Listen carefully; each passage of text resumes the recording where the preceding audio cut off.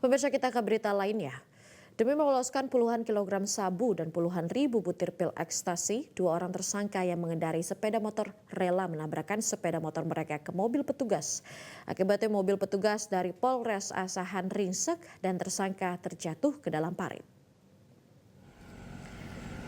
Satuan Narkoba Polres Asahan berhasil meringkus dua tersangka, yakni SE berusia 41 tahun dan RN 29 tahun karena kedapatan membawa 20 kg sabu dan 40.000 butir pil ekstasi. Barang haram ini diambil di pesisir pantai di kawasan Sei Sembilang, Kecamatan Sei Kepayang. Kapolres Asahan AKBP Afdal Junedi menjelaskan bahwa kedua tersangka ditangkap pada Minggu dini hari di Jalan Besar Desa Pertahanan Sei Kepayang, Kabupaten Asahan.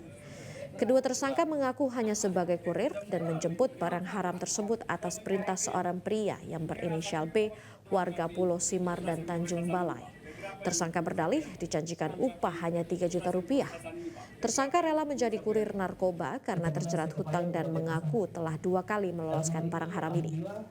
Polisi kini masih melakukan pencarian terhadap aktor atau bandar narkoba yang berinisial B dan masuk dalam daftar pencarian orang. Kedua tersangka kini dijerat dengan Undang-Undang Narkotika dengan ancaman pidana seumur hidup. Yang bawa sabu sama bawa ekstasi? Enggak, ini bawa sabu. 10 kilo. Tapi tak. Jelajahi cara baru mendapatkan informasi. Download Metro TV Extend sekarang.